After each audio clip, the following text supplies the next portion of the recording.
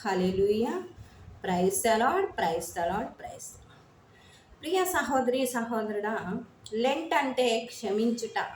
ఈ క్షమించుట మెడిసిన్ వంటిది అని మనం చూస్తున్నాము. Second part 2. ఈ యొక్క ప్రభు నా సహోదరుడు నాకు ద్రోహము చేయుచుండా నేనెన్ని మార్లు అతనిని క్షమించాలి.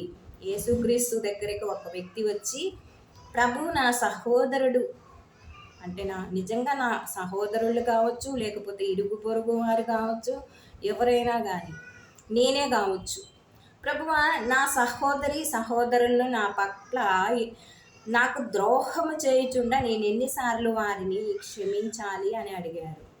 7 పర్యాయములా అని మళ్ళా అతనే అడిగారు. కానీ అందుకు యేసు 7 కాదు 7 పర్యాయములు అని సమాధానం ఇచ్చింది. 7 పర్యాయములు అంటే 490 సార్లు క్షమించాలి. అంటే నా దేవుడు మనం పుట్టినప్పటి నుంచి ఇప్పటి వరకు, నాకైతే 40 సంవత్సరాలండి, సపోజ్ చెప్తున్నా, కరెక్ట్గా 40. అంటే పుట్టినప్పటి నుంచి ఇప్పుడు దాకా నేను 400 తప్పులే చేసిన, 490 తప్పులే చేసిన. మీరు కూడా ఆలోచించుకోండి. 50 ఏళ్ళు ఉండొచ్చు, 60 ఉండొచ్చు, 30 ఉండొచ్చు, 20 ఉండొచ్చు, అంతకన్నా ఎక్కువ ఉండొచ్చు, తక్కువ ఉండొచ్చు. పుట్టినప్పటి నుంచి ఇప్పటి వరకు మనం 490 సార్లు మాత్రమే తప్పు చేయాలి, క్షమించాలి అన్నాడు. మరి మనం క్షమించటానికి 490 సార్లు మాత్రమే తప్పు చేసామా? అంతకన్నా ఎక్కువ చేయలేదా? నేనైతే 1000, 2000 తప్పులు, ద్రోహాలు చేసి ఉన్నామో మనకి తెలియదు లెక్కేసుకుంటే. అందుకే అప్పుడు అక్కడ 490 సార్లు కాదు, లెక్కలేనన్ని సార్లు క్షమించాలి మనము అని చెప్తున్నాడు. మన ఇరుగు పొరుగు వారు, తెలిసిన వారు, తెలియని వారు, మన బంధువులు, చుట్టాలు, ఆఖరికి తల్లిదండ్రులు కూడా మనకి ద్రోహం చేసినప్పుడు మనము ఎన్నిసార్లు క్షమించాలి? పదే క్షమించాలి, లెక్కలేనన్ని మారులు క్షమించాలి. ఎందుకంటే యేసుక్రీస్తు తనని సిలువ వేసినప్పుడు ఆ సిలువ మీద సైనికులు, ప్రధానార్చకులు, పరిసయ్యులు, పిలాతు, అన్న, కైప, జనాలు, మాకు ఈయనొద్దు, బరబ్బానే కావాలి, యేసొద్దు, బరబ్బా కావాలని సిలువ వేయుడు అన్నప్పుడు యేసుక్రీస్తు, తండ్రి వీరేమి చేయుచున్నారో వీరికి తెలియదు, వీరిని క్షమించుము అన్నాడు. మరి మనం కూడా మనకి మరణ శిక్ష అయితే విధించట్లేదు. మన పట్ల ఎన్నో తప్పులు, ద్రోహాలు, అబద్ధాలు ఉన్నాయి లేని మన మీద అన్నీ ఎన్నో వస్తూ ఉంటాయి. దుమ్ము ధూళి మన ఎత్తిన మోస్తారు. కానీ మనము లెక్కలేనన్ని సార్లు మనం ఇతరులను క్షమించమని చెప్తున్నాడు ప్రభు. క్షమించటం మన రోగాలకి మనకి మెడిసిన్ వంటిది. మనము కూడా క్షమించకపోయే గుణం ఉందనుకో మనలో, మనం ఏమవుతామో మనం తెలియకోకుండా అనారోగ్య పాలవుతాము. అప్పుడు మనం అదే ఒక్కసారి క్షమించినట్లయితే ఇక ఈ యొక్క మెడిసిన్ వంటిగా పనిచేస్తుంది ఆ క్షమాపణ. మనలో ఏ రోగము, బాధలు, కష్టాలు, కన్నీళ్ళు ఏమీ ఉండవు.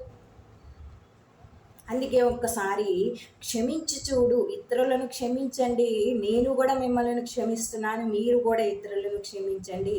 అందుకే ఒక్కసారి క్షమించి చూడు అందరినీ, నీ హృదయం ప్రశాంతంగా అవుతుంది, నీ బాధ అంతా తగ్గిపోతుంది. ప్రియా సహోదరి సహోదరుడా,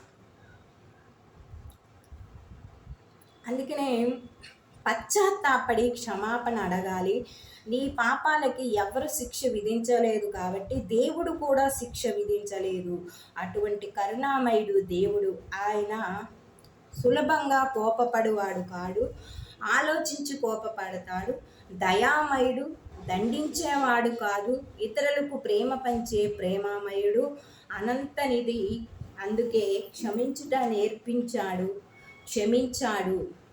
మీరును ఒకరి పాదములు పట్టుకొని ఒకరు బతిమాలుకొనండి, ఒకరి పాదములను ఒకరు పట్టుకొని క్షమాపణ అడగాలి అని చెప్తున్నాడు.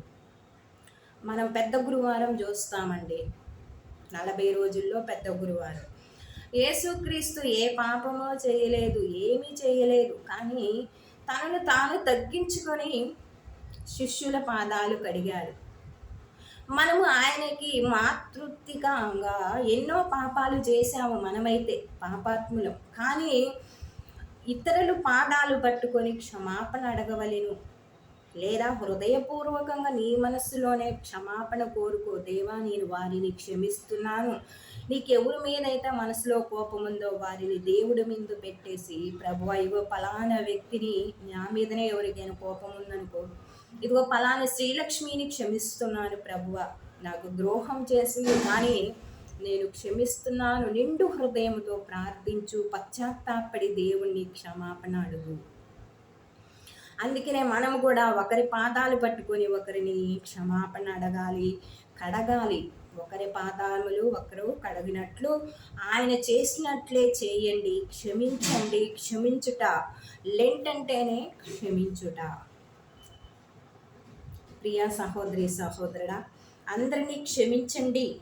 లెంట్ అంటేనే క్షమించుట అని ఇక్కడ మనకి యేసుక్రీస్తు శిలువ మీద చెప్తున్నారు. నేను 40 రోజులు ఉపవాసం చేసి పవిత్రాత్మ శక్తితో ఎడారిలో నడిపింపబడి, ఎందుకు పని లేక ఆయన చేసింది ఆ పనంతా?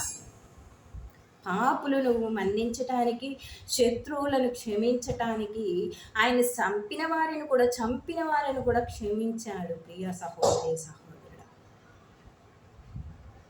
అదే నువ్వు నేను ఈనాడు మనం కూడా ఆలోచించుకోవాలి. మన పద్దాక మన అంటున్నారు కానీ తప్పు లేకపోయినా మన అంటున్నారు అని బాధ ఉంటుంది. కానీ ప్రభువా, నేనైతే ఏ తప్పు చేయలేదు కానీ నన్ను ఇట్లా దండించుతున్నారు అని అయినా వారికి తెలిసి తెలియక చేస్తున్నారు, ఒక్కసారి క్షమించు ప్రభువా అని మనము ప్రభువు ముందు ప్రార్థనలో మన సహోదరులు సహోదరులు, తెలిసిన వాళ్ళు, ఇరుగు పొరుగు వారు, శత్రువులు ఎవరైనా ఉంటే వారిని క్షమించండి. ఆ క్షమాపణ మనకి మెడిసిన్గా పనిచేస్తుంది అని ఈనాడు తెలియజేస్తున్నాం. ప్రియా సహోదరి సహోదరుడా.